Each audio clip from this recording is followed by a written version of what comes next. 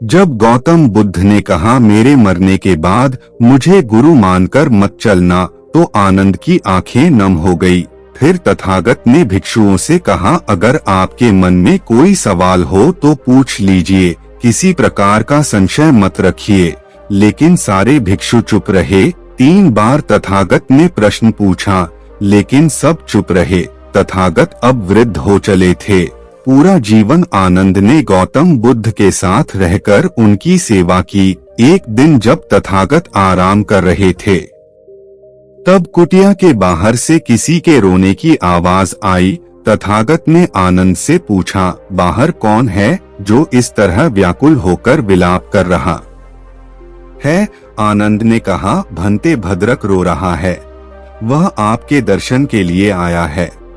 गौतम बुद्ध ने कहा, उसे तत्काल मेरे पास ले आओ। भद्रक जैसे ही कुटिया के अंदर आया, वह गौतम बुद्ध के पैरों में सिर रखकर रोने लगा। गौतम बुद्ध ने स्नेह से पूछा, क्या बात है?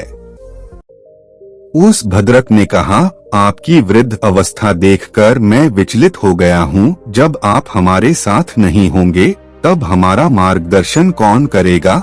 भद्रक की बात सुनकर गौतम बुद्ध मुस्कुराए और बड़े ही स्नेह से सिर पर हाथ फेर कर बोले, भद्रक अपने दीपक स्वयं बनो, ज्ञान का प्रकाश तुम्हारे भीतर ही है, उसे बाहर मत खोजो। अज्ञानी लोग ज्ञान और शक्ति को बाहर खोजने का प्रयास करते हैं, वे केवल भटकते रहते हैं और उनके हाथ हमेशा खाली रहते हैं।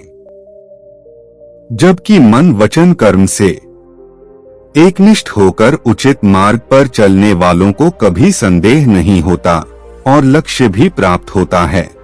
तथागत के शब्द भद्रक के हृदय में उतर गए। उसके संशय शांत हुए और उसे संतोष प्राप्त हुआ। इसके बाद तथागत संघ के साथ यात्रा करते हुए पावा नाम की जगह पहुँचे। इस समय तथागत की तबीयत कुछ ठीक नहीं थी। यहाँ तथागत एक लोहार कुंदा कुमार पुत्र के आमों के बगीचे में ठहरे थे। कुंदा ने तथागत और भिक्षुओं को खाने के लिए मीठे चावल, रोटी और मशरूम दिए। गौतम बुद्ध ने मीठे चावल और रोटी तो संघ में बंटवा दिए, लेकिन मशरूम किसी को नहीं दिए। उन्होंने थोड़े से मशरूम खाए और बाकी जमीन में गड़वा दिए, क्योंकि उन्होंने समझ लिया था कि इसे कोई और पचा नहीं सकता। मशरूम खाते ही वे बीमार हो गए। उनके पेट में दर्द शुरू हुआ, लेकिन तथागत यात्रा नहीं रोकना चाहते थे, इसलिए कुछ देर उन्होंने आराम किया, फिर आगे यात्रा पर निकल गए। अंत में कुशीनगर पहुँचे और आनंद से बोले, मेरा जन्म 2 साल वृक्षों के बीच हुआ था, इसलिए अंत भी 2 साल वृक्षों के बीच ही होगा। अब मेरा अंतिम समय आ गया है। इतना सुनते ही आनंद रोने लगे। आनंद को रोता देख गौतम बुद्ध ने कहा, जो चीज उत्पन्न हुई है वह मरती है। निर्वाण अनिवार्य और स्वाभाविक है।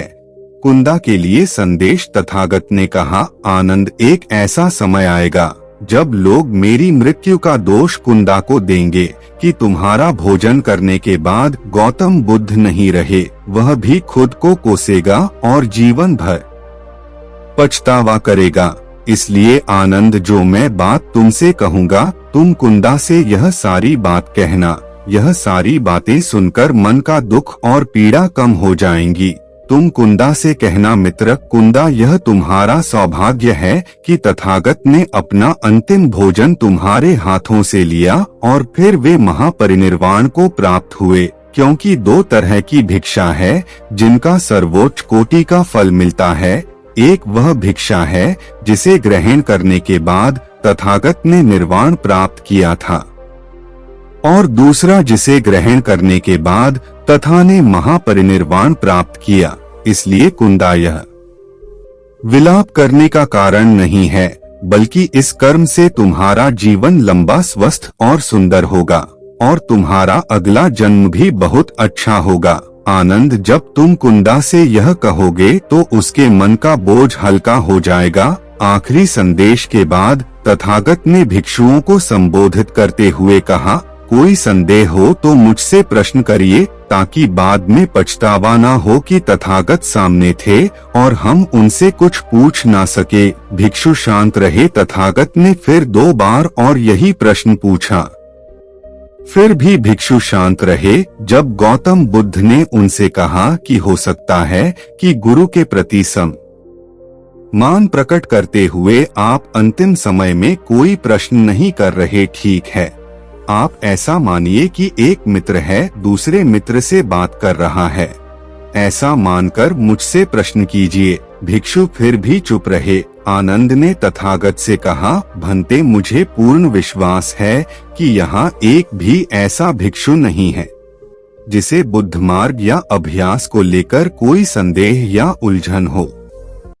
तथागत ने कहा, प्रिय आनंद, तुम तो विश्वास से कह रहे हो, लेकिन मैं तो जानता हूँ कि यहाँ उपस्थित सभी 500 भिक्षु सुयोग्य हैं और सभी मुक्ति पाने वाले हैं। इसके बाद भगवान ने आखिरी उपदेश दिया। तथागत ने कहा, मैं आप लोगों को केवल रास्ता दिखा सकता था, मैं अब आप लोगों को प्रेरित करता हूँ। बढ़ो, आगे बढ़ो। जितनी भी चीजें आपने पकड़ रखी हैं, यह सब जाने वाली है, सब नश्वर है।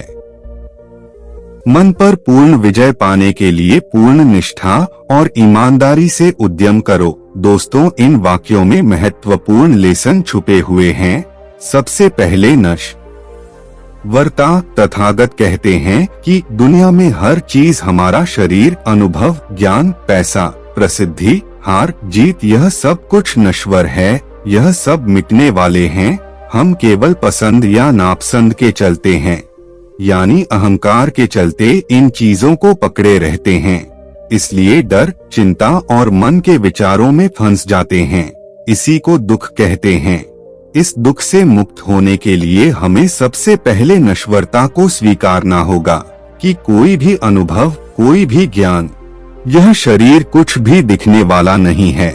सब कुछ प्रकट होता है और नष्ट होता है।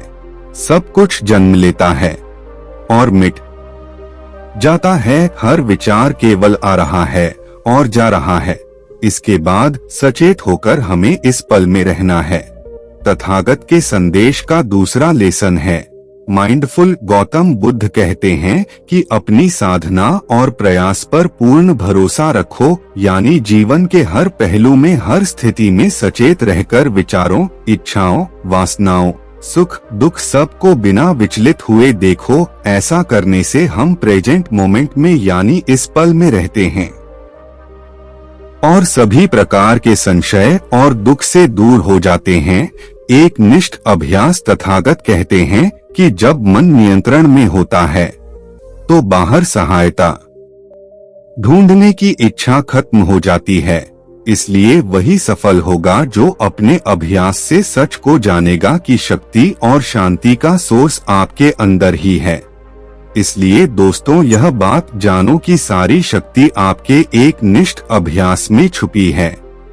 इसलिए अपनी सहायता खुद करो। इंसानी चेतना की 4 अवस्था होती हैं। ऐसा कहते हैं कि सच्चाई यह है कि मन आपको छू भी नहीं सकता, क्योंकि मन आपको नहीं बल्कि आप में प्रकट होता है।